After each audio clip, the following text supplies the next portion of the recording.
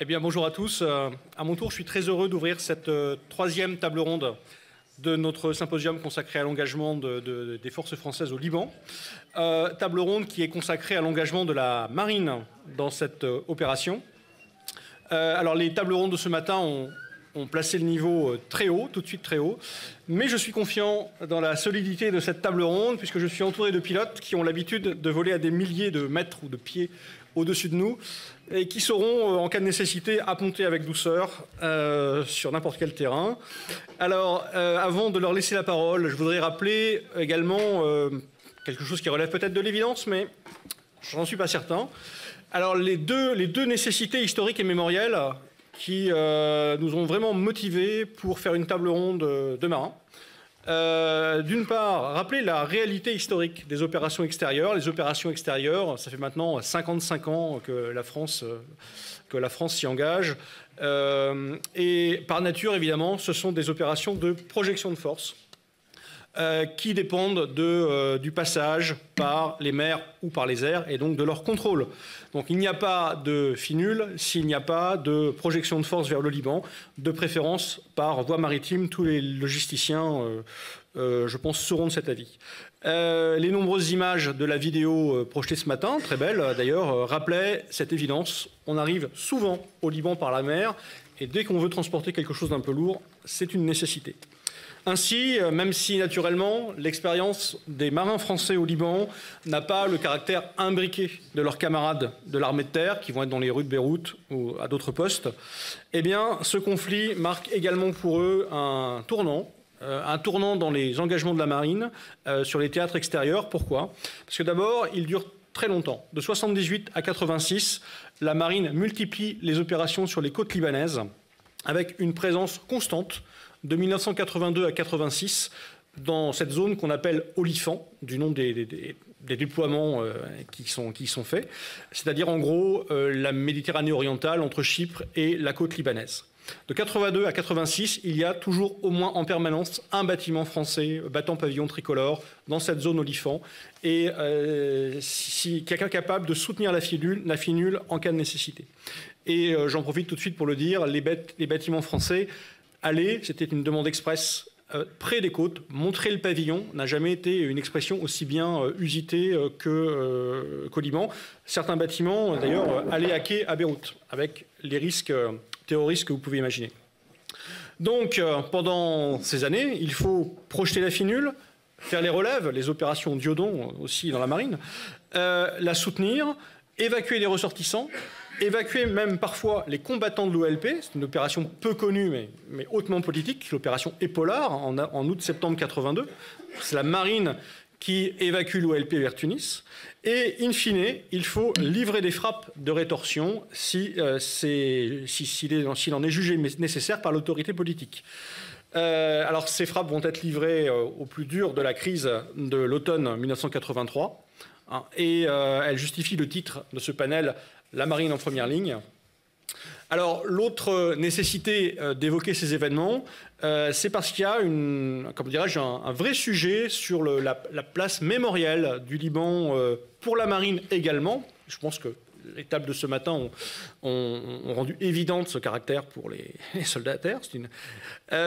D'autant qu'il s'agit bien dans cette série de symposiums depuis celui sur la Yougoslavie il y a 2 ans, de commémorer tous ceux qui, dans cette génération du feu, ont servi la France sur les théâtres extérieurs, que ce soit sur terre, sur mer, dans les airs. Alors, j'ai déjà un peu défloré la question. Ici, ce sera d'abord dans les airs, puisque je suis entouré d'un panel de marins du ciel, de pilotes de l'aéronautique navale que nous avons réunis, ce qui m'oblige également à faire un petit bémol sur la composition de cette table ronde. Initialement, comme je vous l'ai dit, la marine a fait quantité de missions différentes et il en résultait un ressenti différent. Le surfacier qui fait des rails entre Larnaca et Beyrouth pendant des semaines ou des mois n'a pas le même vécu, même s'il fait des alertes à bord et ce genre de choses, que le pilote de l'aéronautique navale, le fusilier commando qui va à terre pour préparer les débarquements de Diodon, par exemple, etc. Et donc, initialement, nous aurions voulu diversifier un peu ce panel avec des représentants de diverses spé, et ça ne s'est pas fait pour des raisons diverses. Ce que nous perdrons en diversité, en revanche, en surface, je pense que nous le gagnerons en densité. Voilà, avec donc autour de moi, eh bien, 4 pilotes qui étaient présents lors de l'opération Oliphant 17, avec une petite variante que je vais vous présenter tout de suite. Alors d'abord, à ma droite, le capitaine de frégate Jacques Calais, qui était à l'époque lieutenant de vaisseau dans la flottille 16F, celle d'étendard 4 reconnaissance, et qui a fait des missions de pénétration dans l'espace aérien libanais. Et également qui a eu alors le témoignage un peu particulier, qui a raccompagné dans le Transal, retour en métropole, le corps des victimes de Drakkar. Voilà, je pense que c'est également un des moments forts de notre déploiement au Liban, commandant. À ses côtés, le vice-amiral d'escadre Xavier Païtard, qui alors lui avait un rôle tout à fait particulier, mais intéressant, parce qu'il nous permet peut-être de recadrer à l'échelle du théâtre cette situation qui n'est pas que franco-française, puisqu'il était pilote d'étendard, donc, et en échange à l'époque dans l'US Navy, sur Corsair A7. Et donc, nous aurons aussi un point de vue américain ou franco-américain sur cette question. À ma gauche, eh bien, le capitaine de frégate Ramon Josa, pilote de super-étendard, ayant participé à la mission sur la caserne de Balbec, voilà, le 17 novembre 83, et le contre-amiral Hubert Rossignol, qui était son chef de flottille, donc le pacha de la 17F à l'époque, également ayant participé à ces missions. Eh bien, messieurs, je vous laisse la parole, à commencer par, je crois, le contre-amiral pour un bref propos historique. Ensuite, on variera les prises de parole. D'abord, je voudrais vous dire que le titre là, la marine en première ligne, me gêne un peu. Je vais vous dire pourquoi. Parce que ce matin, moi, j'ai été très ému et très impressionné par tout ce que vous avez vécu, vous, les terriens. Et j'ai une grande admiration pour ce que vous avez fait. Et je reconnais qu'avec modestie, notre tâche a été beaucoup moins difficile, je dirais, parce qu'on n'a pas eu le ressenti que vous aviez. Vous preniez des pénaux sur la gueule, permettez-moi l'expression. Nous, on était loin des côtes, on était beaucoup plus paisibles. Voilà. Et on n'a pas eu le même ressenti. Donc, ceci étant, on va vous raconter un peu notre histoire aussi. Bravo à vous. Alors, dans les années 80, juste un petit chapeau, je ne peux parler qu'au nom du groupe aéronaval, parce que c'est les seuls témoignages dont je puisse faire part. À 3 reprises, on a participé à des missions Oliphant. La première se situe en septembre 82, où le groupe aéronaval autour du porte-avions Foch a été déployé devant Beyrouth en soutien à la mise en place de la FMSB. Je ne reviendrai pas là-dessus. Ensuite, en mai 83, il se trouve que le porte-avions Foch était en opération en Méditerranée orientale, en escale à Alexandrie, et là tout d'un coup on a été rappelé lors de cette escale, rappel des permissionnaires, tout le monde embarque et on s'est présenté devant Beyrouth. Bon, là, il ne s'est rien passé de spécial, sinon, une chose que sait faire la marine, c'est que le contre-amiral Klotz, qui était à l'époque le commandant de la force militaire, enfin, force navale, a fait mouiller le porte-avions, enfin, a fait comment dire, évoluer le porte-avions juste devant Beyrouth, nos rats de Beyrouth, et a organisé un cocktail. Moi, je n'ai jamais vu un cocktail pareil, c'est-à-dire qu'il y avait des hommes en armes dans le hangar du porte-avions, tout autour. Le cocktail avait lieu au milieu. Tous les invités sont arrivés en embarcation avec prière de déposer leurs armes à l'entrée du cocktail. Il y avait alors un certain nombre de gens des différentes milices qui étaient à bord. J'en ai pas la liste, je ne sais pas. Mais, et sur le pont, on avait armé tous les avions avec des exocets, des bombes, enfin tout ce qu'on pouvait imaginer, tout ce qu'on avait sorti à bord. Voilà. Donc ça, c'était la première mission, je dirais, qu'on a faite de négociation.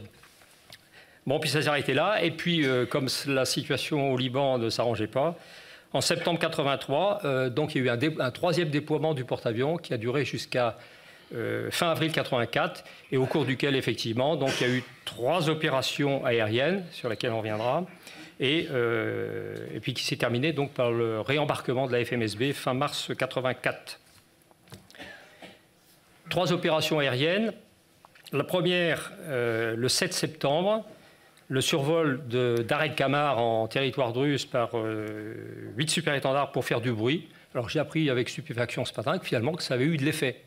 Bon, nous on ne se rendait pas compte dans nos avions quand on fait du bruit, on devient sourd à la fin de sa vie, mais en dehors de ça, on ne se rend pas compte de l'impact que ça a au sol. Et apparemment, donc quelque part, ça a permis effectivement de mettre au silence quelques canons. Le deuxième, ça a été le 22 septembre 1983, toujours. À la suite d'un tir d'obus contre la résidence des Pins, il y a eu une mission de représailles contre la batterie qui tirait, enfin, la batterie supposée tirer sur cette résidence des Pins. Et donc là, il y a eu un raid de super-étendards, à la fois armé de roquettes et de bombes, pour détruire cette batterie. Donc la batterie a été détruite. On y reviendra après sur cette... Et puis donc le troisième raid qui était donc suite au Drakkar, et là qui a eu lieu le 17 novembre 83, sur lequel on va revenir. Alors avec mon ami Josa, on s'est partagé un petit peu le travail en deux, parce que c'est ce qu'on va vous évoquer maintenant, sur ce raid de Baalbek. Je vais prendre la partie présentation, et lui viendra plus particulièrement sur l'exécution du raid, les résultats qu'on a vus du raid, et puis moi je reviendrai sur les résultats psychologiques, ou les résultats, ou les retombées médiatiques du raid. Voilà. Alors, à l'époque, donc, le groupe aérien était commandé par l'amiral Klotz, à qui je voudrais rendre hommage aujourd'hui. Bon, il est décédé. L'amiral Klotz, c'était un guerrier. C'était un homme qui a fait 38 missions au-dessus de Dien Bien Phu, qui a été descendu au-dessus de Dien Bien Phu et qui a fini dans le camp comme prisonnier des Viettes, dans le camp numéro 1, et dont il s'est échappé à plusieurs reprises. Voilà. Donc, c'était notre chef. C'est un pilote de chasse. Je peux vous dire que tous les pilotes embarqués avaient une admiration sans borne pour ce chef. On l'aurait suivi au bout du monde. Alors, concernant le raid lui-même, parce que ce matin, il en était un petit peu question à tous les, enfin, à beaucoup de moments. Donc, il y a eu l'attentat du Drakkar, et sur lequel, effectivement, je crois que la population française a été très marquée, et le président de la République probablement aussi. Et nous, ce qu'on a vu, donc le 7 novembre, on était donc en vol de routine, je dirais, toujours entre Larnaca et Beyrouth, c'est là où on opérait. On a vu un émissaire de Paris arriver, embarqué sur le porte-avions, et il apportait une liste d'objectifs de rétorsion possibles à traiter. Dans cette liste, donc on a fait un premier tour de la liste, on en a sorti 2. Et puis, il y en avait une qui présentait des risques de tirs, de dégâts collatéraux. Celle-là, on l'a écartée et on a retenu donc la caserne Cheikh Abdallah de Baalbek, qui nous semblait la plus facile à traiter. La plus facile, je dirais, du point de vue de l'acquisition de l'objectif et puis du fait qu'on pouvait écarter les dégâts collatéraux puisqu'elle était assez bien cernée. L'amiral donc a suivi nos recommandations et il a retenu cette cible comme cible à traiter. Et puis, on devait être paré à partir du 10 novembre. Et effectivement, donc, le 10 au matin, on était paré à exécuter cette mission. Alors, concernant la préparation de la mission, bon, je ne vais pas vous rentrer dans les détails, mais finalement, on n'avait pas tellement le choix. Hein. Il y avait différents types d'attaques. Bon, on était entraîné à faire des attaques basse altitude.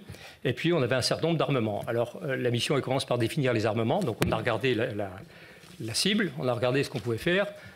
En munitions, on avait le choix entre du canon de 30, c'est pas très efficace, de la roquette, mais il faut s'approcher très près. Et puis c'est compliqué de mettre beaucoup d'avions dans un tir roquette parce qu'on allait tous s'entasser, on risquait des interférences. Et puis on avait 2 types de bombes, des bombes freinées ou des bombes lisses. Bon, finalement, on a choisi un panachage de bombes freinées et de bombes lisses. Les bombes freinées, ça se largue en vol rasant. Et les bombes lisses, ça se tire en piqué. Donc ça nous permettait d'espacer les patrouilles. Donc on a choisi cet armement-là, armement mixte, armement donc lisse, bombes freinées pour les premiers avions et armement lisse pour les avions qui arrivaient derrière.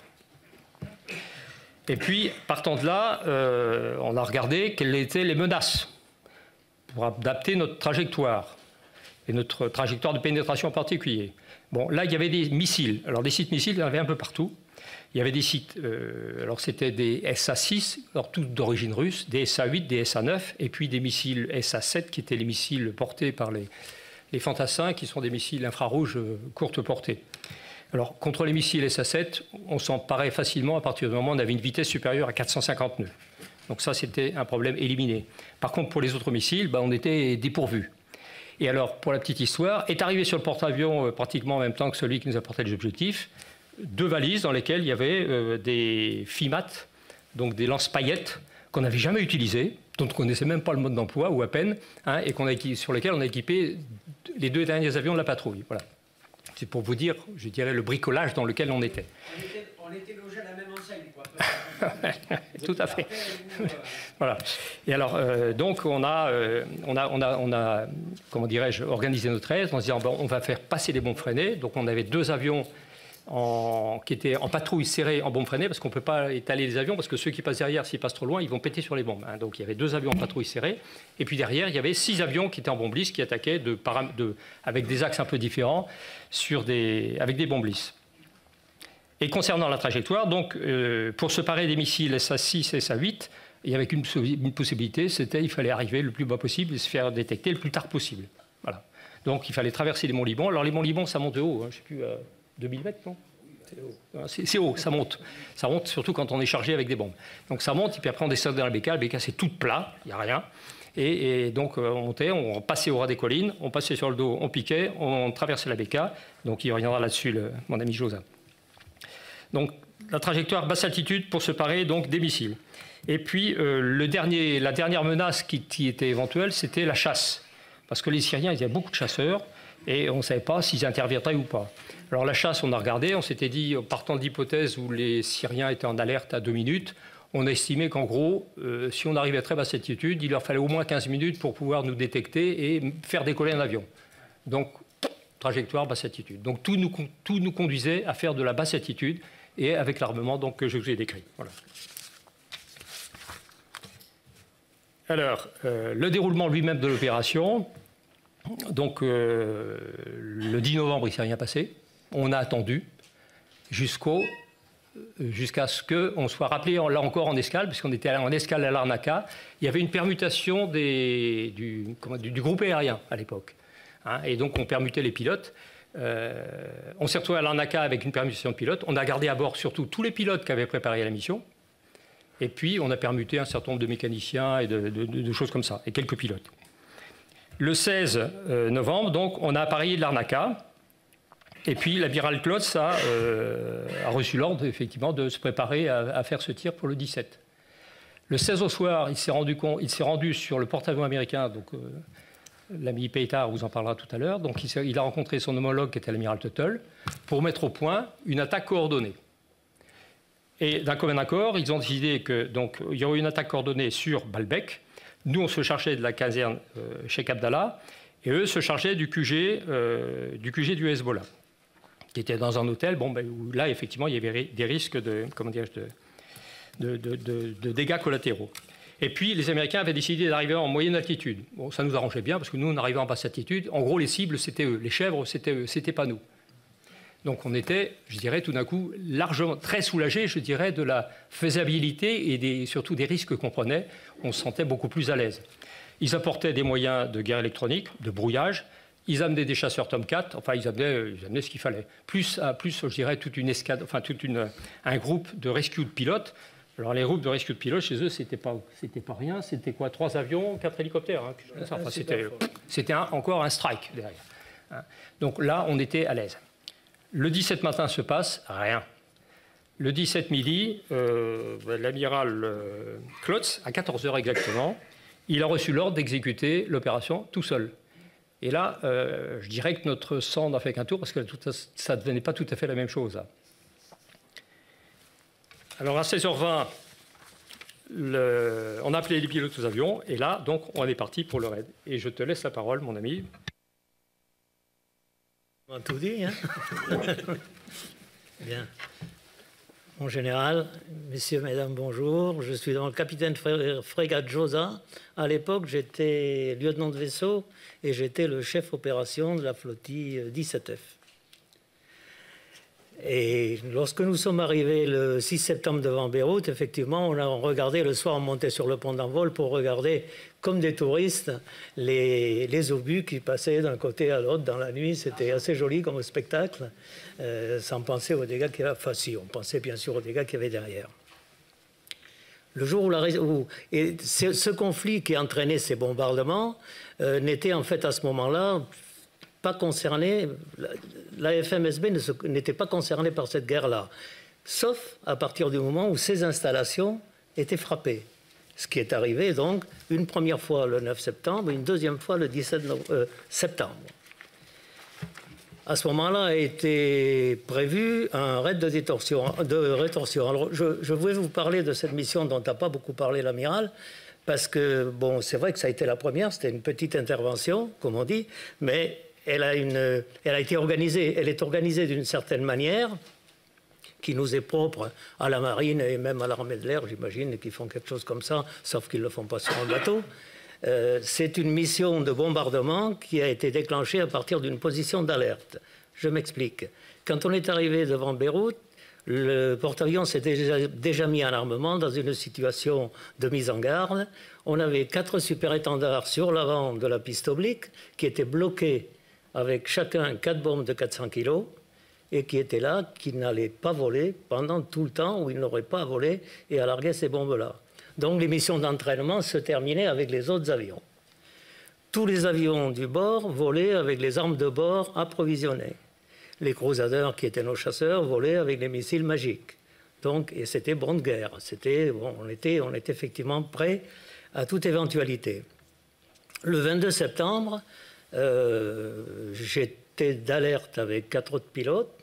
Alors la situation d'alerte, ça signifie qu'on avait ces 4 avions qui, eux, étaient techniquement en alerte sur le pont d'envol, et dans la salle d'alerte, on avait 4 pilotes qui, eux, étaient en alerte. Donc c'est eux qui devaient partir. Ces 4 pilotes, il faut voir que quand on est dans un briefing de salle d'alerte sur un porte-avions, on n'est pas forcément complètement équipé, on est en combinaison de vol légère, et puis quelques temps avant d'être appelé aux avions, c'est exactement 30 minutes avant, on met le pantalon anti-jet, le gilet de sauvetage, on prend le casque, les carques, on se reste du fauteuil et puis on se prépare à partir parce que dans quelques secondes, on va entendre dans l'interphone « pilote aux avions ». Mais là, quand on est en alerte, on a déjà tout sur le dos. Parce que l'alerte, c'est une alerte à 30 minutes. Ça veut dire que dans les 30 minutes, on recevra l'ordre de partir, on sera catapulté. Bon, c'est un peu optimiste parce qu'il faudrait quand même le temps d'enregistrer les coordonnées de l'objectif qu'on a à traiter. Voilà ce qui s'est passé. Donc, à un moment donné, l'annonce nous a été faite par interphone. L'alerte se prépare, ça va partir. Le commandant de la flottille, qui devait être, j'imagine, à ce moment-là, avec le Pacha à la passerelle, est redescendu en nous disant ça part. Donc, on attend. Et par interphone, on a reçu des opérations, l'annonce qu'on allait avoir les coordonnées de l'objectif. Sous peu, on allait nous donner, c'était quelqu'un de la flottille sœur, la CESEF, la reconnaissance, qui allait nous porter les coordonnées de l'objectif, qu'on allait rentrer dans notre machine pour faire notre bombardement. Donc, jusque-là, la patrouille était prête, c'est-à-dire que le chef de patrouille que j'étais à ce moment-là, comme tous les autres qui le faisaient avant moi, avait déjà fait le briefing basique du vol. C'est-à-dire tout ce qui est les altitudes de vol, la sécurité, les vitesses de transit, les vitesses de pénétration, et ainsi de suite. Tout ça, c'était fait. On n'attendait plus que, si on devait partir, des coordonnées, et puis on les notait et on partait. Ce jour-là, on a reçu les coordonnées, on est monté aux avions et on a été catapulté. Il était 12h10 lorsque nous avons été... L'ordre catapultal, nous l'avons reçu à 40, et là, nous avons été catapultés à 10. Alors, bon, j'avais prévu, pour notre centrale inertielle, pour faire un bombardement, on se prépare toujours un mode de tir qui ne tient pas compte de la météo. C'est pas exact ce que je dis, ne tient pas compte. Au contraire, qui tient compte de quelles que soient les conditions météo, on est capable de tirer ces bombes-là en aveugle, c'est-à-dire sans voir l'objectif, simplement en utilisant la coordination et la conjugaison de réticules qu'on a dans le viseur tête haute du super-étendard. Mais évidemment, un pilote qui a comme mission de détruire un objectif, je ne dirais pas qu'il aime ça, mais il préfère quand même voir l'objectif sur lequel il met le réticule pour tirer que confier ça à l'électronique de son avion. Et pourtant, elle le fait bien. Donc on est parti avec, en mémoire, dans notre machine, ce moyen de tir en aveugle, mais avec la consigne, moi je leur ai dit, on va tirer dans un mode qui s'appelle l'OPBL, donc en visant, on verra le ciel, la batterie, on vise la batterie, on tire, voilà, c'était pas... Le problème, c'est qu'on a rencontré effectivement une météo qui n'était pas complètement prévue, aussi mauvaise, et on a été obligé de rentrer dans une vallée à l'est de Beyrouth, On est rentré dans une vallée, on s'est retrouvé plus bas que l'objectif, et là on a découvert quelque chose qu'on ne connaissait pas sur notre... Enfin, que moi je ne savais pas sur la machine, ou du moins si, je le savais, mais un pilote qui est dans son avion de chasse, qui vise quelque chose, que ce soit un avion, une cible au sol, quoi que ce soit, vous imaginez facilement que son faisceau visuel est extrêmement étroit. Il faut qu'effectivement tout ce dont il a besoin soit dans ce rayon-là. Et dans ce rayon-là, il y a guère que la croix de visée et ces choses-là. Par contre, tout en bas du viseur, il y avait 2 petites lettres qui me disaient que j'étais trop bas. Il y avait T, B, mais c'était grand comme ça. Bon, donc j'ai autorisé le tir des bombes qui ne sont pas partis. Donc nous sommes revenus, nous avons fait une deuxième initialisation du système sur le point que j'avais choisi. J'ai demandé à faire une deuxième passe. J'étais assez inquiet quand j'ai posé la question parce que je savais l'amiral tout à fait opposé à une deuxième présentation, sachant que lui s'était fait descendre à Dien Phu à la 38e mission à une deuxième présentation. Et bon, le silence a duré quelques secondes, et puis on m'a juste répondu quelque chose que j'ai beaucoup aimé. Vous êtes le seul à même de juger de l'opportunité de la deuxième passe. Bon, on est parti, voilà, on a tiré un aveugle, on a tiré nos bombes qui sont pas... Enfin, on a tiré, elles sont parties toutes seules. Hein. On a autorisé le tir dans la machine, on a traversé les nuages, les bombes sont parties, on ne sait pas où elles sont allées. Si, on le saura quand même. et puis j'avais prévu, moi, de monter au-dessus de la couche, 5000 pieds au-dessus de la couche, pour si on avait un missile qui montait vers nous, qu'on ait le temps de le voir pour pouvoir faire une opposition. Et j'étais en train de virer pour remettre le cap sur le porte-avions. J'avais entendu le numéro 4 qui avait dit bombe larguée. Et mon équipier qui était en train de me rassembler se met à crier de nouveau un peu altéré, missile, missile. Alors mon premier réflexe, missile 9h, premier réflexe, donc je vire très serré à 9h. Et bon, et puis je redresse, et à ce moment-là, je vois effectivement l'explosion mais loin, assez loin, un missile en autodestruction qui avait complètement pété. Voilà, nous sommes rentrés à bord. Fin de la mission du 22 septembre. Alors, conclusion rapide pour cette mission-là. J'emprunte un peu la réflexion de l'amiral Claude sur cette... J'emprunte complètement même la réflexion de l'amiral Claude là-dessus. Quel est le résultat de cette mission? Les canons ont été détruits. On en a eu la preuve par des F-14 américains qui ont fait des photos quelques jours après, en passant dessus à grande vitesse et basse altitude, et qui nous les ont fait parvenir. Et l'amiral nous les a montrés. Donc la mission a été réussie, la machine avait très bien marché. Alors les résultats, quelques canons cassés, il y en avait à peu près 400 autour de Beyrouth, donc c'était pas extraordinaire, c'était pas... Mais par contre, politiquement, on peut considérer que ça a eu une répercussion puisque la France a montré par cette intervention aérienne, alors que jusque-là, le New Jersey et le cuirassé américain, c'était des ripostes faites des interventions faites à l'artillerie. Nous, on a fait une intervention aérienne, visiblement, c'est un peu plus spectaculaire, un peu plus inquiétant. Et le lendemain, les tirs sur Beyrouth avaient cessé. Le surlendemain, le cessez-le-feu entre les belligérants était convenu, et les premières bases du pourparlers qui avaient débouché sur une réunion à Lausanne au mois d'octobre avaient été lancées à ce moment-là. Voilà. Donc ça, c'est le résultat de la mission du 22 septembre. Voilà. Sur cette mission-là, je n'ai plus rien à dire. Et toujours se méfier de l'effet tunnel. Pardon?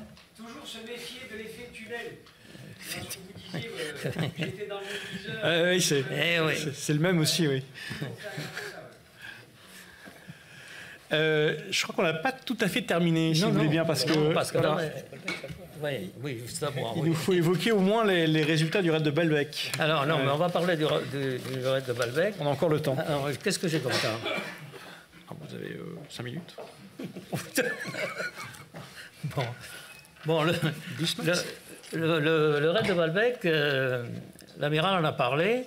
Bon, ce qu'il a dit, je peux passer directement à l'exécution du vol. Donc nous étions 8 super-étendards, 8 super-étendards, 2 crusaders qui ont été catapultés avec nous et qui nous ont accompagnés jusqu'au trait de côte.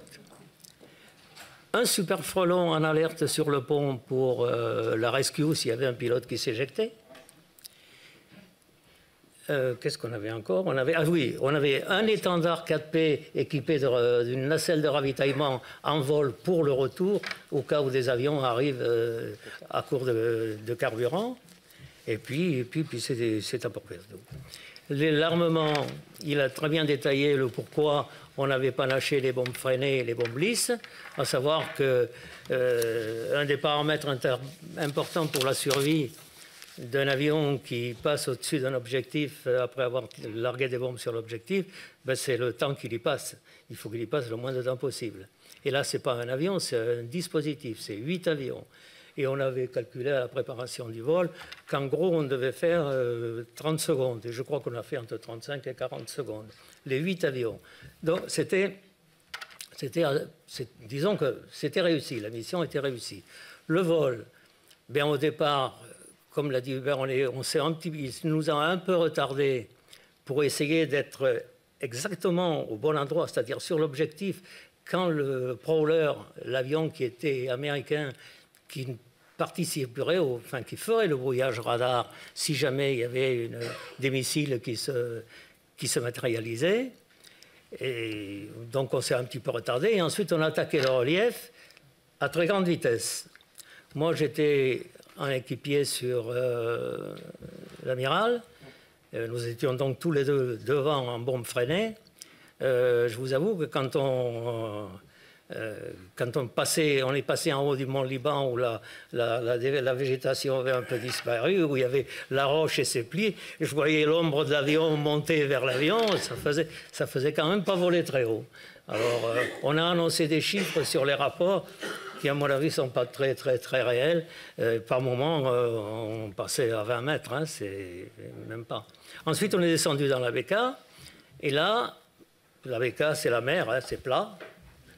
Moi, j'ai bien vu tout de suite les colonnes du Temple, la ville de Baalbek, la petite colline au fond avec la caserne. Je l'ai vu quand même assez rapidement. Mais on volait à 550 nœuds. Il a fallu réduire et monter pour se mettre dans le domaine de tir de la munition. Parce que nos bombes parachutes, c'est des engins délicats. Il faut les amener à une certaine vitesse. Il faut leur donner une certaine marge d'altitude pour qu'elles aient le temps d'armer justement leur parachute. Donc on était tous les deux à 550 nœuds. Il a fallu réduire, monter jusqu'à 450 nœuds. Quand on attaque un endroit qui est réputé malsain et qu'on est obligé de réduire et de monter, c'est extrêmement désagréable. On a eu beaucoup de mal à le faire. Voilà, donc on a prévu l'objectif, on a tiré nos 1. Juste avant d'arriver sur l'objectif, l'amiral a été le premier à le percevoir. Moi, j'étais l'effet tunnel. Oui, mais là, c'était dans ma tête, c'était pas dans le viseur. L'amiral a vu, entendu et vu un accrochage missile, un radar de guidage missile à nos 9 heures. Et peu de temps avant de partir, on nous avait signalé un site SA-8. 3 heures. Hein? C'est à 3 heures. À 3 heures. À 9 heures, 3 heures, oui, pardon, à 3 heures. On nous avait signalé un site SA-8, mais tout près, à quelque chose comme une dizaine de nautiques, tout près. Alors là, j'ai réalisé que j'avais, comme lui, je voyais sur mon indicateur de détection radar qu'on était allumé, et on avait convenu, au briefing, tous les deux, on avait convenu que si à moins de 15 secondes, on était accroché, on avait un missile, on continuait jusqu'au largage. Et après, on éclatait. Là, on a continué, nous avons tiré nos bombes, et juste avant de tirer les bombes, moi, j'ai eu l'allumage sur mon détecteur BF, basse fréquence, d'une lampe qui est encore plus critique que celle de l'éclairage par un radar, c'est le CW, c'est le missile. Radar pointé. Hein? C'est le radar pointé. Voilà, c'est le radar pointé. C'est ça. Et là, la seule riposte quand on est là-dessus, il est parti, quoi. Il est pour nous, là. Hein. Donc, l'amiral est parti comme il avait prévu de le faire et comme j'aurais dû le faire, parti à gauche pour dégager au nord. Mais moi j'ai senti un danger trop grand et j'ai, comme on dit dans l'armée de l'air ou dans la marine, j'ai breaké à droite, c'est-à-dire que j'ai viré extrêmement serré pour essayer de faire sortir de sa poursuite un missile s'il y en avait un. Voilà. Puis en même temps, j'ai armé les canons parce que je me suis dit, si jamais je vois d'où il est parti, je pourrais peut-être faire un peu de dégâts. Et puis, bon, voilà. Puis, tout ça, ça s'est éteint. Donc, je suis redevenu raisonnable et je suis reparti au Cap Nord. Et là, ce faisant, je le dis ça parce que ce faisant, je suis passé le long de la caserne. Je voyais mes camarades qui étaient en train de piquer et d'autres en fin de piquer qui avaient largué leurs bombes lisses. Je voyais tous les gravats qui montaient de la caserne. Il y a les photos. Et puis, j'ai vu la DCA. J'ai vu la défense anti-aérienne. Nourrie, dense, beaucoup il y en avait. Personne n'a été touché. Ensuite, on est rentré à bord. On est rentré à bord un peu, on va dire un petit peu en pagaille couvrée. Parce qu'on était très vite, c'est pas compliqué. On avait, enfin moi, toi j'imagine aussi, mais moi j'avais plus de 600 nœuds en basse altitude sur la Bécard. Hein. Ça veut dire qu'on allait quand même très très vite. Et quand on fait ça et qu'on est près du sol, on ne peut pas regarder ailleurs. Donc les gens se sont perdus de vue pendant le dégagement, se sont retrouvés après sur la mer. Mais pendant le dégagement, il y a eu ce problème de vitesse, de proximité du sol. Et puis de la surprise qu'on a eue quand même d'avoir été aussi bien attendus. Parce qu'ils ont eu, après avoir passé les monts Liban jusqu'à l'objectif, il devait y avoir 40 secondes, je crois, quelque chose comme ça. Hein, voilà, 40 secondes. En 40 secondes, on est tombé sur des mecs qui étaient complètement prêts à nous attendre. Voilà. Donc, voilà, ça rejoint une remarque qui a été faite tout à l'heure. Voilà. Et donc, nous sommes rentrés à bord. Et puis c'est tout. Je crois qu'il n'y a plus grand-chose à dire sur ce raid. Après, il a eu un développement médiatique. Mais comme je le plais à me dire, quand des gens de ma famille ou mes camarades qui ne sont pas de la marine m'en parlent, je dis, il y a eu ça. Et puis, ce qui s'est passé après, ce n'est pas du tout notre guerre à nous. Nous, ce n'est pas du tout nos opérations. Nous, on nous a donné l'objectif, on a touché l'objectif, le reste, ça nous fait mal. Même toujours d'ailleurs, hein, parce que c'est encore pas clair. Alors. Voilà, je te laisse les conclusions.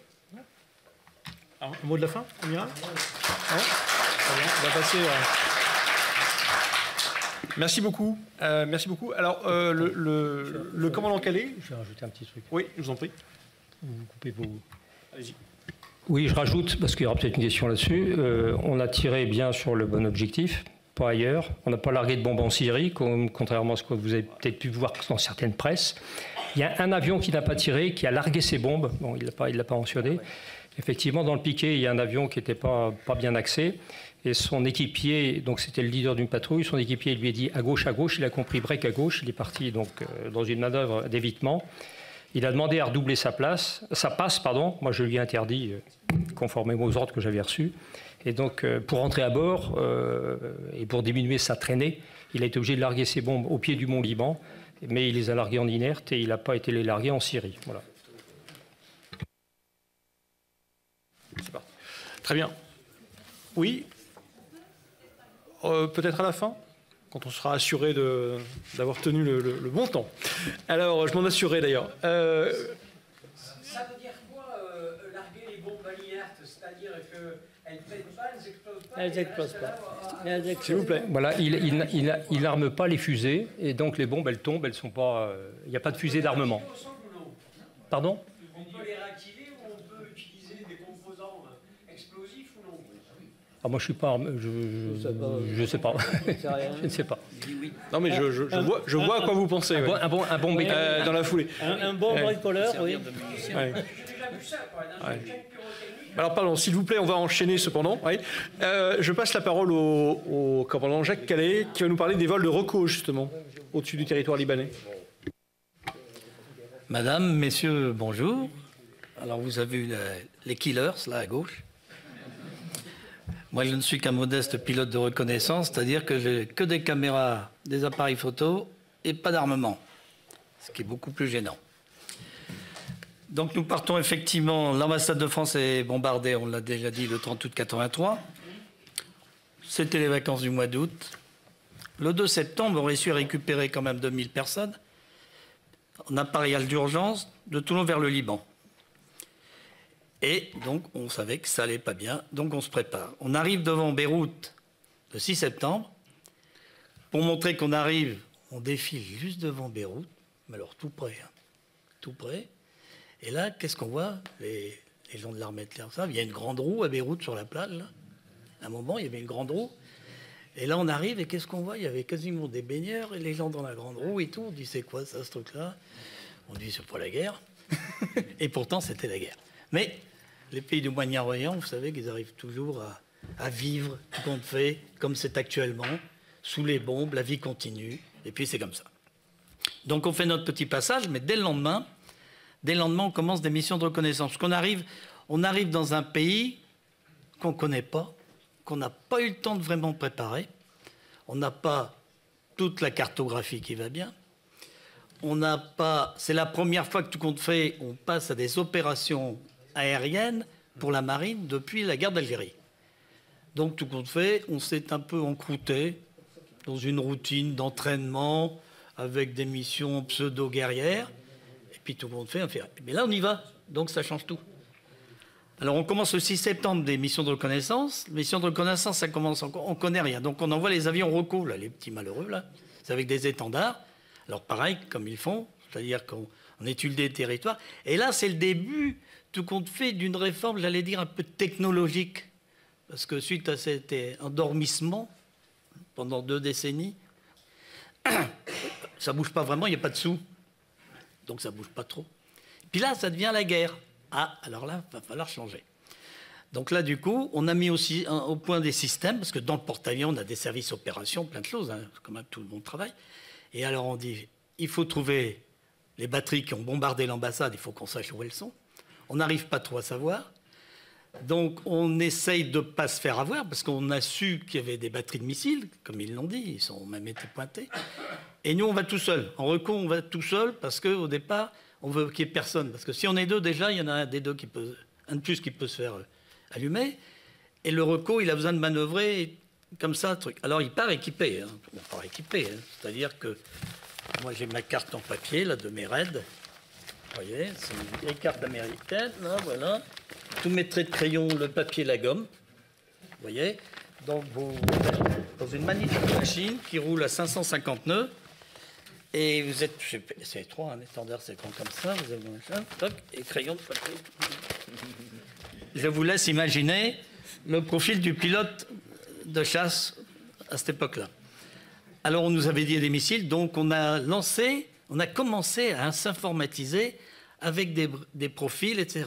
Les Américains nous ont un petit peu aidés en essayant de nous baliser déjà quelques émissions radar de gens, des ennemis. Donc on a étudié des profils en restant à l'ombre des menaces radar. Je peux vous dire qu'à 550 nœuds dans les montagnes libanaises, c'est intéressant. Hein. On a le temps de rien voir. On est quand même là parti à cette vitesse-là parce qu'on est bardé de caméras et d'appareils photo. Le problème, c'est qu'on ne sait pas où on est. Donc ça, c'est un gros problème. Parce qu'on a une machine qui date de 1962, avec un PHI mécanique, c'est-à-dire un calculateur de position, mais qui a une dérive, je ne vous dis pas, énorme. Donc, on filme, on ramène des mètres et des mètres de film. On a vu quelque chose, mais il faut dire où elle est. Comment la dire? Donc, on passe... Là, on use 2 films. Hein. Les films, c'est des négatifs 127-127. C'est comme ça, les négatifs. Donc, il y a des focales de 600 mm, des focales de 100, des focales de 200, il y a tout. De toute façon, on ne s'embête pas parce qu'on met tout en route. Et après, on rentre à bord et on développe tout ça tout de suite. Il y a des interprétateurs photo, il y a le pilote qui restitue avec les interprétateurs, qui dit « ouais, j'étais là ». Alors souvent, au bout d'un vol, on a dit « il faut qu'on prenne un repère, un bon repère, qu'on filme ». Et on filme tout le temps, comme ça on le voit. Et rapidement, on s'aperçoit que c'est... Et après, nos amis des super étendards, on a dit maintenant on va mettre un super étendard avec un Rocco. Super étendard, pas les caméras. Le Rocco a toutes ses caméras. Le Rocco, c'est pas où il est. Super étendard, c'est où il est. Donc après, on a commencé à faire des missions de reconnaissance sur le territoire avec des mixtes, un super étendard et un étendard. Et donc, après, dans l'interprétation des films de reconnaissance, vous voyez du matériel. Alors, les gens de l'armée de terre vont me dire, il y avait des chars au Liban. Ils étaient à qui? Alors, on ne savait pas trop. Alors, à un moment, on dit, mais attends, c'est qui? Ben, attendez, je ne sais pas, moi. Il faudrait soulever le couvercle du char pour dire, ah non, ah, c'est un Druze, non, non, c'est un... Voilà. Donc, gros problème, parce qu'ils n'ont pas peint leur char aux couleurs de... Hein, tout le monde a le même matériel, en plus, donc c'est pas évident. Donc, si vous voulez, c'est pour ça que c'était des missions assez difficiles, un peu frustrantes, parce qu'on n'arrivait pas à dire... Et donc, tous ces vols ont fait... Et après, rapidement, on est allé, pour les opérations du 22, le bombardement des batteries. Vous voyez, par exemple, on a là les photos qu'on ramène de nos vols. Hein. C'est les photos, on voit toutes les batteries, on voit toutes les... Voilà. Et il faut passer, comme le disait Ramon, il faut passer très vite une seule fois. C'est pour ça qu'on ne repasse jamais deux fois. On en a un qui l'a fait une fois, il a été allumé, parce qu'il a été... Toutes les ailes, l'arrière du réacteur a été détruit, et il a réussi à ponter quand même. Donc ça a été... Voilà. Alors ça, c'est la reco du territoire. Nos missions aussi au Liban, c'est ce qu'on appelle on appelait ça recommer, mais tout compte fait, ce sont des recos de territoire. Comme on a des longues focales de 600 mm, on allait voir un peu la flotte russe sur Tartous, tous ces coins-là, le long de la Syrie. Et danger, parce que c'est vrai qu'on est un porte-avions, mais vulnérable. L'armée de l'air syrienne est très puissante, donc on s'en méfiait quand même. Et alors c'est ça le culte du renseignement, c'est d'avoir après des photos, identifier les bateaux russes qui sont en position, bon, et d'avoir une politique, voilà. Donc c'est ce que je voulais vous expliquer du métier de pilote de reconnaissance, un peu plus pratique, voilà, et vous dire qu'après je suis rentré. J'ai quand même une expérience terrestre parce que j'ai fait 2 passages à Beyrouth. J'ai été une fois emmené par un hélicoptère de nuit et je prenais un Transal parce que j'avais un truc important à faire en France. Et on est arrivé, mais c'est un feu d'artifice. On a dit, mais c'est quoi ça? Parce que c'est vrai que sur le porte-avions à 15 nautiques ou 20 nautiques ou 50 nautiques, on ne voit pas. Mais là, on dit, oh là là, mais c'est eux. Donc le Lynx, il est arrivé en rase-mode sur la flotte, il s'est posé sur l'aéroport, il m'a déposé avec un camarade, là. On s'est mis tout de suite derrière, à l'abri d'un mur, ça tirait de partout, on a dit, ah ben dis donc, ça on ne connaissait pas. Donc, messieurs, bienvenue pour nous à bord. Et après, je suis revenu, parce que je suis parti en France juste 10 jours, je suis revenu en recommençant ces vols de reconnaissance, et... Tout compte fait, mon échange était terminé parce que j'étais chef opération à la FRAP. Et la flottille 16F est en permanence. Donc elle a toujours une moitié de ses avions à bord et une autre moitié à terre pour des missions qui on peut avoir besoin pour des recours russes en Baltique, en machin, un peu partout. Et donc je suis reparti là-bas. Et je suis encore arrivé, un hélico m'a amené, et j'étais avec le commandant Martin qui était détaché à l'ambassade ou la résidence des Pins, je ne sais plus trop où. On est monté, et là on nous a donné à choisir entre des transals de blessés ou des transals de gens décédés. Quel dilemme, parce que les blessés on les voyait, on a été dans le transal, les avions, on leur a dit bonjour, et puis après on a dit non, allez, tant pis, on va aller avec les cercueils, et on a passé un vol pas terrible. On avait nos couchettes là, sur le bord du transal, vous voyez, et puis là, on avait tous les cercueils d'alignés. On s'est quand même excusé, on a dit, désolé, on leur parlait même, je me souviens. On dit, excusez-nous, on va dormir quand même. Hein, parce que... Et ça m'a marqué. Et à la fin, quand je suis arrivé, d'abord, on est arrivé à Istres. On s'est posé à Istres. Là, on a vu la douane arriver. Et on nous avait mis une palette avec toutes les affaires personnelles des gens. Dedans, vous connaissez le truc, les chanifis, pas cher à Beyrouth, les machins, il y avait tout. Les douaniers arrivent, je leur dis, mais vous faites quoi là? Ah ben, il dit, vous rigolez, c'est tout des morts, et vous allez quand même pas leur mettre des taxes. Alors là, des gars, ils sont sentis gênés, ils sont partis. Bon, et puis après, on a repris l'avion est poursuivi sur Évreux, on est arrivé à Montparnasse pour le train. prendre le train. Et puis là, il y a une communauté libanaise un peu dans la région de Montparnasse. Et on prenait un petit déj et là, il y avait des Libanais. Je dis, quand même, alors. Et là, on s'est dit, mais alors, qu'est-ce qu'on a fait là? On fait quoi? Donc, on s'est vraiment interrogé. On a eu des problèmes métaphysiques un peu là. On s'est dit, c'est quoi cette guerre? C'est quoi ce que ce vol en Transal nous avait un peu perturbé. Voilà ce que je peux vous dire de ma petite expérience aéronautique libanaise.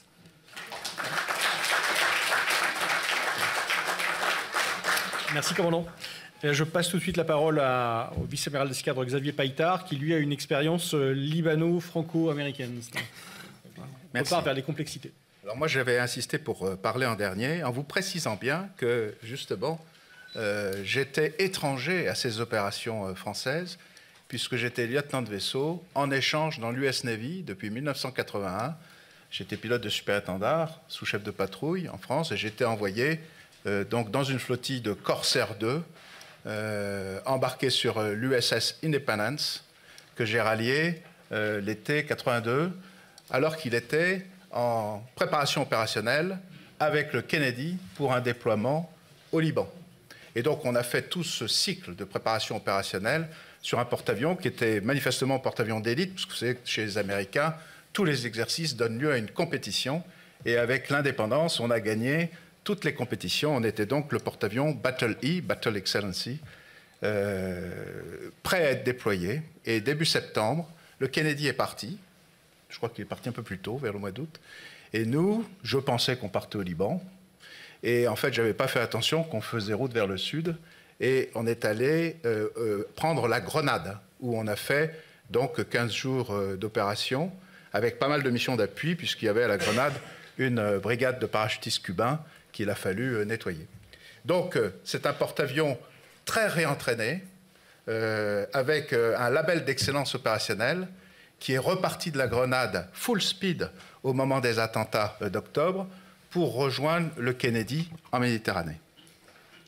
Pendant tout ce transit, on s'est vraiment préparé, parce qu'il y a eu l'attentat donc des GIs américains et du Drakkar, qui a beaucoup impressionné les Américains. Et c'est vrai que l'état d'esprit à bord, c'était « Who do we kill ?» Et on avait un porte-avions que moi, je trouvais d'une puissance absolument extraordinaire, 88 avions à bord, de l'armement comme je n'en verrai plus jamais le reste de ma carrière. On avait des bombes guidées laser, guidées télé, des missiles, on avait des bombes à sous-munitions, des Rockeyes, des EPAMS, on avait un arsenal absolument incroyable. Et moi, j'étais également qualifié sur missiles anti-radiation ARM, AGM-88. Donc on part vers le Liban et peu de temps avant d'arriver en Méditerranée ou au moment d'arriver en Méditerranée, on nous demande de préparer un strike pour appuyer donc l'attaque des Français sur ce que j'ai appris plus tard être Baalbek. Sur le moment, je ne savais pas ce que c'était. Et là, ça a été préparé très sérieusement par les Américains.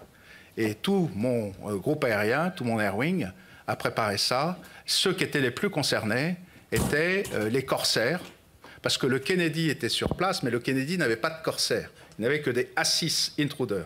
Et l'A6 Intruder est très bon pour faire du bombardement de nuit ou sur coordonnées, mais n'a pas la précision des Corsair, qui avaient à peu près le même système d'armes que le super-étendard. C'était vraiment un avion très, très précis dans ses bombardements. Et donc, on prépare ce strike. Pour être honnête, je ne me souviens pas de l'objectif qu'on devait préparer. Il me semble me rappeler que moi, j'étais dans le paquet CISAR, c'est-à-dire récupération des pilotes éjectés le cas échéant. Et donc, on monte aux avions. On a vu le Hawkeye catapulter. Donc, on s'est dit, le Hawkeye part. On était très loin. On était du côté de Gibraltar. Donc, il y avait des ravitaillements en vol et plus de 2 heures de vol pour y aller. On voit le Hawkeye partir. Ils ont catapulté des F-14. Ils ont catapulté les Prowler EA-6B, qui avaient comme mission de brouiller les missiles, et en particulier ceux qui nous faisaient peur, nous, ce n'étaient pas les SA-2, SA-3, qu'on pensait que les Français passeraient bien en dessous, mais c'était les SA-6 un peu, et surtout les SA-8. Et donc tous les Prowler partaient avec des armes et des brouilleurs pour brouiller les SA-8. Et nous, les avions d'attaque, on n'a pas été catapultés. Donc, sur le moment, je n'ai pas su pourquoi. J'apprends que c'est parce que les Américains ont décidé de ne pas attaquer en même temps. Bon. En tout cas, ce qui est sûr, c'est que mes camarades qui sont partis ont fait la couverture du strike français et en particulier ont brouillé. Et je leur ai posé la question quand ils sont revenus et ils avaient brouillé. On est arrivé en Méditerranée et là, j'y suis resté à peu près 6 mois. Alors, qu'est-ce qu'on faisait en Méditerranée? On avait pas mal de missions. On faisait beaucoup de patrouilles de reconnaissance surface. Il fallait que toutes les nuits et tous les jours, on entretienne en permanence la position de tous les mobiles sur la mer, y compris les Français. On était 2 flottilles de corsaires, une qui faisait le jour, et moi, ma flottille était spécialisée de nuit avec des FLIR, et donc on volait que les nuits, ce qui n'était quand même pas l'idéal. Et donc on faisait les SSSI, des rails antiterroristes le long de la côte, parce qu'ils avaient très peur des petits bateaux, des vedettes pleines de dynamite qui auraient pu venir s'attaquer aux bateaux qui n'étaient pas trop loin de la côte. On escortait les avions de reconnaissance. On avait en permanent un package CISAR, donc de récupération de pilotes en l'air ou en alerte. Et on a fait des missions d'appui, entre autres, et également des tirs d'observation des tirs du New Jersey, surtout la nuit. Voilà. Où ça, je pourrais vous en parler le cas échéant.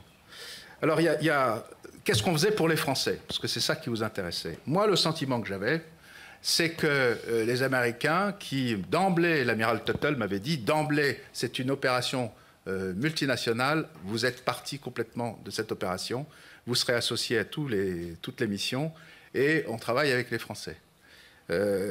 Néanmoins, je ne pouvais pas rentrer dans le CIWIX, qui était le centre de renseignement et de planification des missions, parce que j'étais français. J'ai toujours eu le sentiment qu'on faisait nos missions en couvrant les bateaux français, et en particulier le porte-avions français, qui ne volait pas tout le temps. Alors que nous, on avait en permanence des dizaines et des dizaines d'avions en vol. Il y avait en permanence des stations de cap de F-14, de chasseurs, pour assurer le dispositif contre les Syriens. Il y avait en permanence des Hawkeye en vol.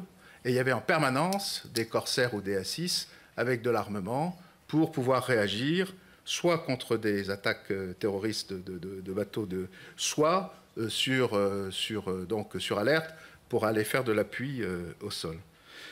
J'ai également eu le sentiment qu'à plusieurs reprises, on nous envoyait faire des missions de reconnaissance en particulier au profit des Français. Mais j'en ai pas vraiment la preuve, parce que je n'étais pas, si vous voulez, ni dans le CIWIX, ni dans... je n'ai aucune idée de la réalité de la liaison qu'il y avait entre mon porte-avions américain et le porte-avions français. Ce que je sais en revanche, c'est qu'il y a plusieurs missions dans lesquelles j'ai été personnellement impliqué. Et donc là, j'ai vu ce qui se passait. La première, c'est que peu de temps après, alors je pense que c'était environ 3 semaines après le raid sur Baalbek, les Américains étaient, en particulier l'amiral Tuttle, très contrariés de voir le développement de la campagne de presse qui dénigrait complètement le travail qu'avaient fait les Français. Et donc il m'a appelé, il m'a fait rentrer dans le CIWIX où je n'avais pas le droit de rentrer, il m'a montré des grandes photos où il y avait marqué « Secret No Foreign », donc je ne pouvais pas le donner aux Français, mais qui couvrait une table, où là il y avait des photos qui étaient d'une précision absolument incroyable. Je ne sais pas qui les avait prises, si c'était des SR-71, des satellites, ou je ne sais pas. En tout cas, on ne pouvait pas les donner aux Français. Il me les a montrées. Il y en a certaines qu'il m'a données. Il m'a mis dans un hélicoptère. Il m'a envoyé sur le Clemenceau. Là, je les ai montrées, celles que j'avais, je les ai montrées à l'amiral Klotz. Les autres que je n'avais pas pu amener, je lui ai raconté. Ensuite, j'ai ramené mes photos et je suis revenu.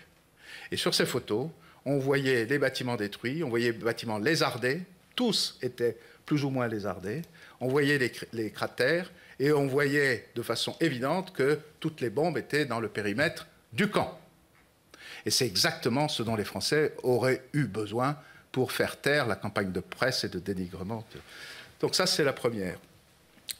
L'autre élément que je peux dire, c'est que à ce moment-là est arrivé à bord un officier de liaison français, qui était le capitaine de corvette Barth, et qui est resté une dizaine de jours à bord, et donc qui, lui, je pense, devait avoir des liaisons avec le Clemenceau et qui communiquait. Moi, quand je suis allé à bord du Clemenceau, j'en ai profité pour ramener les tableaux de fréquence pour pouvoir parler avec eux la nuit quand je faisais des missions à portée radio du Clemenceau.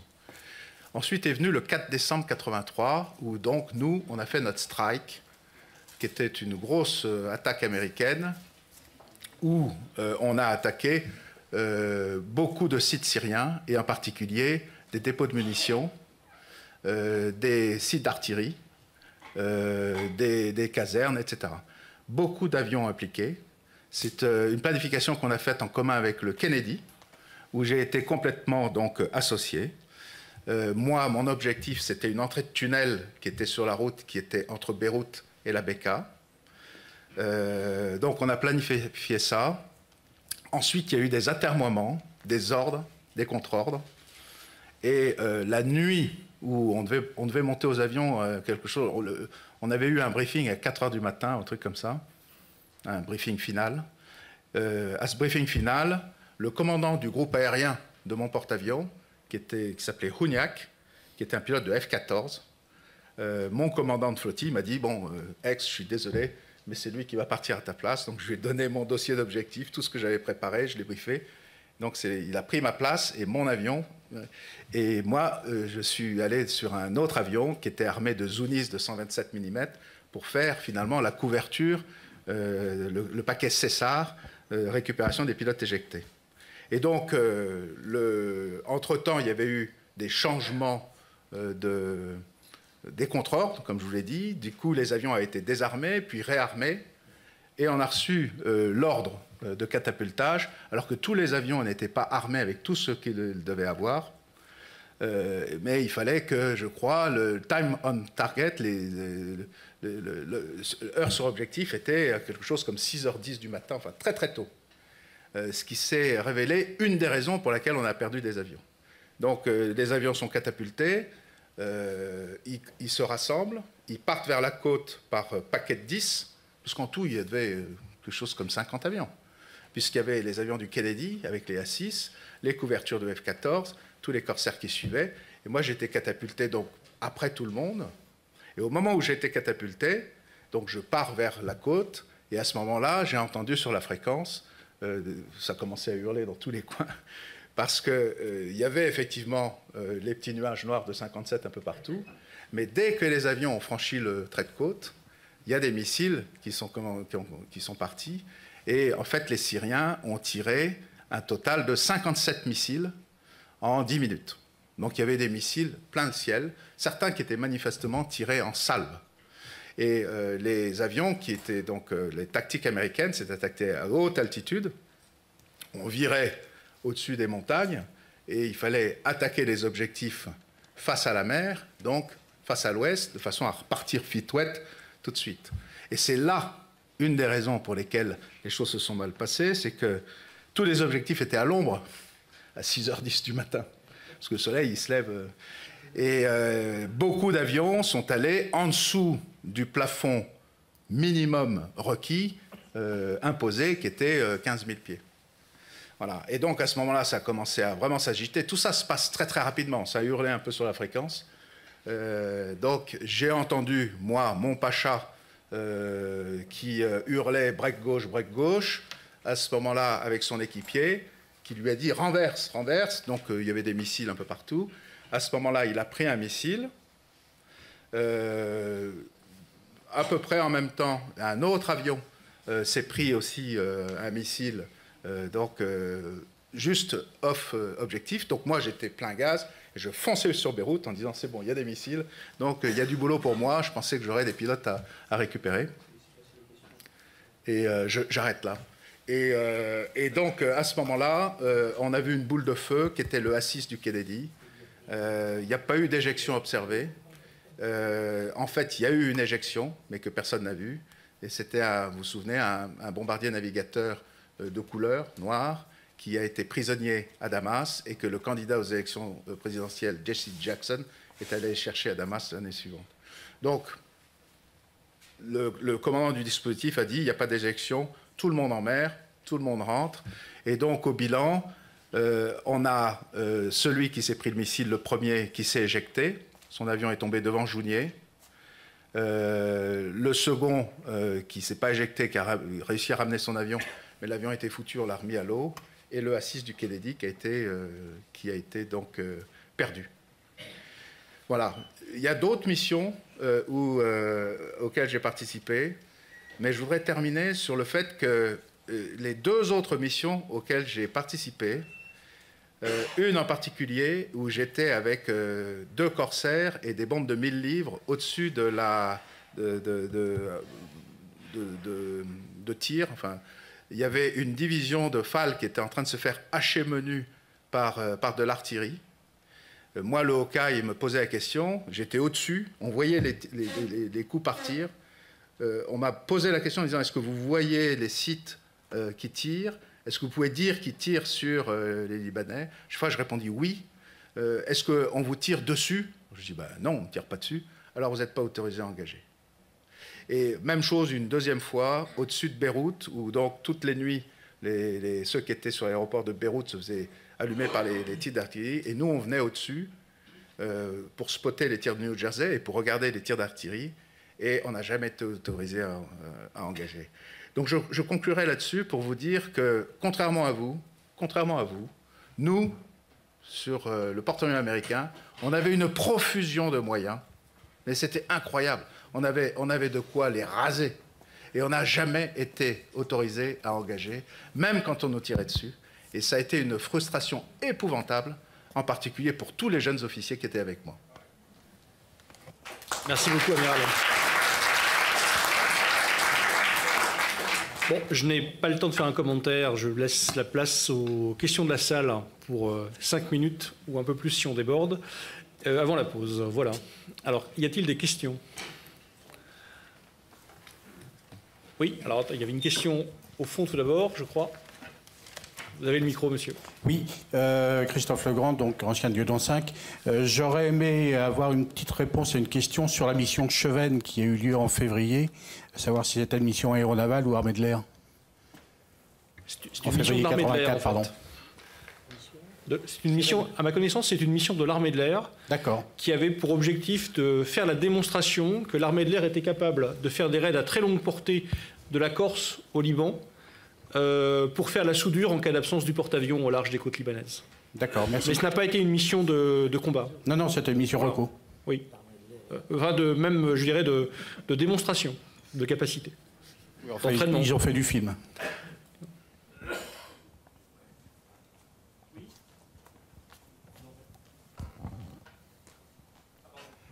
Oui, général André Soubirou, de l'armée de terre.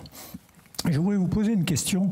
Vous avez dit tout à l'heure que lorsque vous êtes allé sur le raid sur Baalbek, vous ne saviez pas que l'objectif avait été signalé par le pouvoir politique. Donc vous avez fait la mission.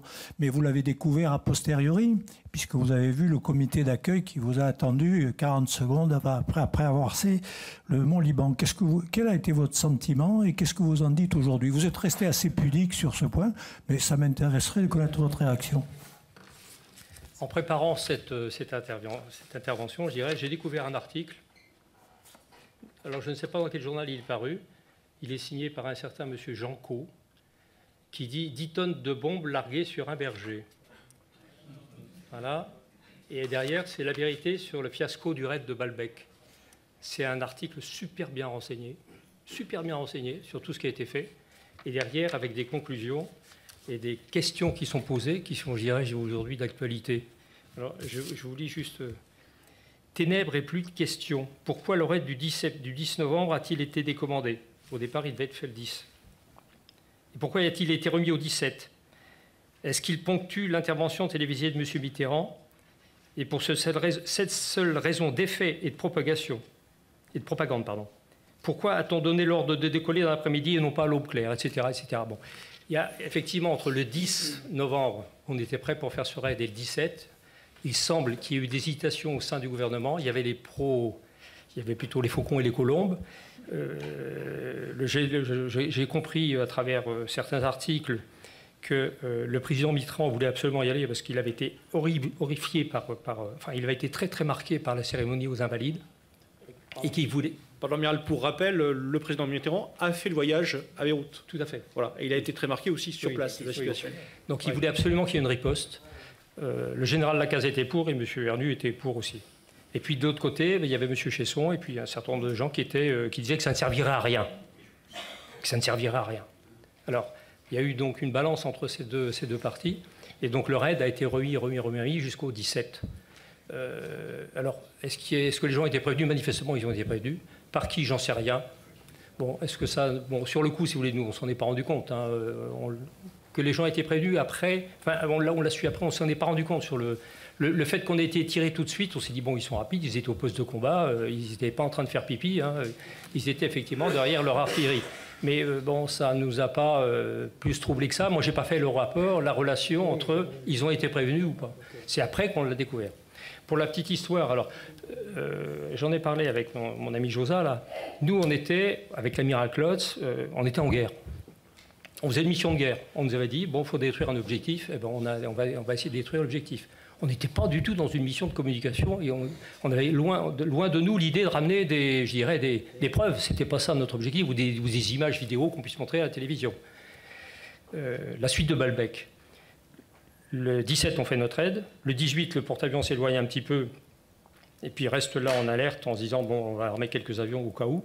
Et puis le 19, lui, moi, d'autres, on est catapultés vers la métropole parce que moi, ma flottille était repartie. Hein. Il y avait eu permis sur la NACAT, donc mes gens étaient repartis, il fallait que je les retrouve. Donc on était 4 pilotes ou 5 pilotes, je ne sais plus, à repartir sur la métropole. Je repars avec dans ma poche les vidéos des cini-mitrailleuses de l'avion, parce que la seule chose que l'on avait, c'était les images des caméras qui sont derrière le viseur, qui témoignent, je dirais, de la visée qu'on a faite. Ces caméras, elles sont en noir et blanc inverse. Bon, alors moi je suis parti avec ces petits rouleaux de pellicule dans la poche. Je me pose à Hyères, c'était un samedi. Le commandant de la base me convoque en me disant qu'est-ce que vous avez des choses dans les poches? Je lui dis oui, j'ai des petites vidéos. Il les prend, il les met dans son coffre. Le lundi matin, il me convoque, il me dit vous allez voir le préfet maritime de Toulon, qui était l'amiral Orozco, lequel prend son téléphone à Paris. Il me dit tiens, à propos, j'ai Rossignol dans mon bureau, il rentre de Balbec, là, est-ce que vous l'envoyez à Paris? On me met dans un Nord 262, direction Paris, toujours avec mes petites vidéos dans la poche. J'arrive à Paris, à l'état-major de la marine. Là, je me retrouve dans les sous-sols avec tous les chefs de bureau. Je n'avais jamais vu autant d'amiraux de ma vie. Tous les chefs de bureau qui étaient là et il fallait que je leur montre les vidéos. Alors, on tire un écran, on met un projecteur et puis là, je leur expliquais. Ils avaient tous la tête comme ça parce que les images étaient 90 degrés. Je leur montre ce qu'il fallait voir. Hein, effectivement, regardez, là, on fait un arrêt d'image. Là, oui, il y a le camp, il n'est pas très visible. Là, il y a de la fumée, donc etc. Donc, je leur montre ça. Après, je suis reçu par le chef d'état-major de la marine qui m'envoie chez le CEMA, donc, qui était le général Lacaze. Et le CEMA, alors là, j'avais toujours les photos, enfin les images, je les avais plus. Et en fait, les images, parallèlement, elles sont parties donc, dans le circuit des médias. Et donc, c'est à la suite de ça que les images ont été diffusées, alors sans explication, c'était des images de mauvaise qualité, donc dans la presse, et qu'après, on a mis en doute, etc. Enfin, bon, bref. Voilà. Je voulais y faire deux commentaires. Oui, pardon. Oui, alors... un témoignage en direct, là. Oui, via l'amiral Klotz, qui était le commandant de la TF 452. Il y a quelque temps, j'avais décidé de faire une compilation de tous les témoignages de tous les participants à cet événement. Et comme tous les militaires, quand on fait nos rapports ou qu'on se fait un débriefing sur une opération, il n'y a pas de place pour l'état d'âme, il n'y a jamais d'état d'âme d'exprimer. Et j'avais demandé à tous les 8 qui étions dans la mission, et en premier lieu d'abord à l'amiral à qui j'avais téléphoné, de me donner si vous voulez bien me donner son témoignage comme chef de la task force 452 et comme pilote de combat comme il était, avec l'expérience qui était la sienne. Il a été enchanté, il m'a fait un témoignage de 4 pages. Mais je voudrais vous lire juste un paragraphe. Quoi? Ah oui. Oui, je voudrais vous lire juste un paragraphe parce que je trouve qu'il arrive bien à la conclusion de tout ce qu'on vient de vous présenter là. Alors c'est l'amiral Klotz qui parle. Quels ont été les résultats militaires de ce raid? Quasiment nuls. Voilà, quasiment nuls. Quelques bâtiments détruits ou endommagés, mais aucune victime. La caserne était vide d'occupants. De même vide d'occupants, le temple de Bacchus et l'hôtel Palmyra, où normalement on aurait dû trouver, où les Américains auraient dû trouver le chef El Moussaoui, qui était le patron du coin. Dans la matinée du 17, un responsable du parti Amal, chiite, avait informé par radio les patrons du Hezbollah à Baalbek qu'un raid serait lancé contre eux dans la journée. C'était donc le matin du jour où on a été lancé. Lui-même l'avait appris grâce à un appel téléphonique échangé entre un très haut fonctionnaire du Quai d'Orsay et M. Hussein Yatim, membre du bureau politique du parti Amal à Beyrouth. Ce dernier m'en fit personnellement la confidence lors d'une rencontre à bord du Clemenceau en avril 1984. Et ensuite, il dit « Ces faits et l'auteur de la fuite sont d'ailleurs relatés et nommés dans un ouvrage dont on a parlé ce matin, « Guerre secrète au Liban » de M. Batsou, paru en 1987 chez Gallimard. Voilà, c'est le ressenti de l'amiral après cette mission-là. Je trouve qu'elle est, politiquement, elle est très... Merci grand. On a juste le temps de prendre peut-être votre intervention, monsieur. Oui, quelques précisions. Ça vient d'un journaliste, mais j'ai beaucoup travaillé sur le sujet. J'ai longuement rencontré l'amiral Klotz. J'avais vu les photos. Pourquoi les Américains, deux, trois réponses à quelques questions en l'air. Pourquoi les Américains ne sont pas intervenus avec les Français? D'abord, ils voulaient avoir le maximum de moyens sur zone. L'amiral Païtard a bien raconté qu'au début, il n'y avait pas tout ce qu'il fallait. Deuxièmement, à cette époque-là, ils étaient en pleine relève de leur contingent terrestre. Et ils ne voulaient pas dériver des moyens d'appui éventuels au profit d'autres missions pour les garder pour leurs troupes au sol, les marines, si d'aventure les choses allaient mal se passer. Ça, c'est une première chose. L'amiral Klotz voulait déclencher le raid le matin du 17. Il a attendu, et je raconte ça dans le bouquin, il a attendu, et à un moment, il a compris que les Américains n'iraient pas, malgré les assurances de l'amiral Tuttle, et il a décidé de lancer le raid lui-même. Quant à l'affaire, il avait la validation politique de Paris. L'affaire de l'appel venant de Paris, la personne que je cite dans le livre, à qui j'ai posé la question, est-ce bien vous qui avez appelé les gens de Amal à Beyrouth? Il m'a dit non, c'est pas vrai, mais tout indique qu'il était au courant parfaitement du raid qui allait avoir lieu dans la journée. Son nom figure sur les entrées à l'EMA, ce qu'on n'appelait pas encore le CPC, ou à l'EMA au moment où les derniers ordres avaient été validés, et ça je l'ai vérifié moi-même. Et d'autre part, les Français, dès le 17 au soir, ont su, à Beyrouth, le général Khan, qu'il y avait eu appel de Paris. Ils l'ont su par des écoutes de l'armée libanaise qui avait intercepté le message du chiite de Beyrouth vers l'équipe Moussaoui à Baalbek. Donc les Français savaient ça à terre, ils ne voulaient pas le croire. Les transmetteurs français en parlaient entre eux, et la marine qui écoutait le réseau, la marine française qui écoutait le réseau terrestre français, a eu vent de ça. Et c'est pour ça qu'il y a eu un télégramme secret qui est parti de l'amiral Klotz vers le général Khan, lui disant François Khan, qu'est-ce que c'est cette histoire de caserne vidée? Et dès ce moment-là, dès le 17 soir, un doute est mis chez les Français à terre, les Français à bord du Clemenceau. Et ensuite, la confirmation va venir en avril 1984, quelques mois plus tard.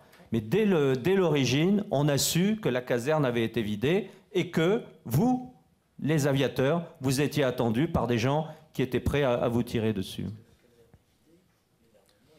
Merci beaucoup. Oui. Mais puisqu'on en est à des témoignages personnels, et je ne parle qu'en mon nom propre, pour avoir moi-même posé des questions, d'où est venu cet ordre d'annulation du strike américain qui apportait un appoint quand même et une couverture, ma conviction personnelle, que je n'ai recoupée, je ne suis pas historien, je ne l'ai recoupée avec personne, c'est que les Américains savaient que les Français étaient attendus et donc ils n'y sont pas allés. Oui, pour ma part, j'ai donc une question sur les fameux tirs du New Jersey. Au-delà de l'efficacité de ces tirs, ou non, mais amiral, vous nous le direz, est-ce qu'on peut regretter que la marine n'ait pas tiré de la côte pour soutenir les hommes à terre? Alors, moi, les missions que j'ai faites d'observation des tirs du New Jersey, d'abord, c'était que de nuit. Ensuite, on était obligé de se mettre très haut. On avait des moyens complètement empiriques de mesurer. La seule chose que je peux dire, c'est que les écarts étaient énormes. C'était énorme. C'était pas précis. Et je pense que c'était susceptible de faire des dégâts collatéraux. C'était sûrement pas des frappes chirurgicales, ce dont on avait besoin à l'époque pour cibler les sites d'artillerie, parce que c'était bien ça qu'on voulait museler. Donc je pense qu'au bout du compte, ils ont vite fait le constat que c'était pas ce qu'il fallait. C'est ça la question. Et pourquoi est-ce que les Français n'en faisaient pas? Je peux pas vous répondre. Est-ce que votre question, ça concerne l'éventualité d'un tir contre terre par des bateaux français? Oui, l'idée, c'est de voir quel soutien on peut avoir de la côte quand on est pris au piège par des batteries qui tirent sur la ville. Alors, bon, les bateaux français étaient équipés de canons de 100 mm. 100 mm, en gros, c'est 10 km de portée maximum. Il faut savoir que Beyrouth, c'est un peu une cuvette, hein, et que les batailles au-dessus, elles culminent. Et plus vous culminez derrière, et plus, je dirais, la longueur de tir, enfin la distance de tir se réduit. Je pense qu'on n'était pas... Enfin, c'était très difficile pour un bateau. En plus, les bateaux ne sont pas faits pour ça. Ce sont des canons de 100 mm pour défense aérienne, qui ne sont pas adaptés au tir contre la terre. Et c'est assez compliqué. Et je pense qu'on aurait risqué des dégâts collatéraux. Les risques de dégâts collatéraux étaient très importants. Mais là, je ne suis pas compétent. Je suis héros, hein, je ne suis pas canonnier. Bien. Bah écoutez, je pense qu'il est temps de faire une pause parce qu'on a légèrement dépassé l'horaire. Reprise à 16h. 16h, c'est bon? Parfait.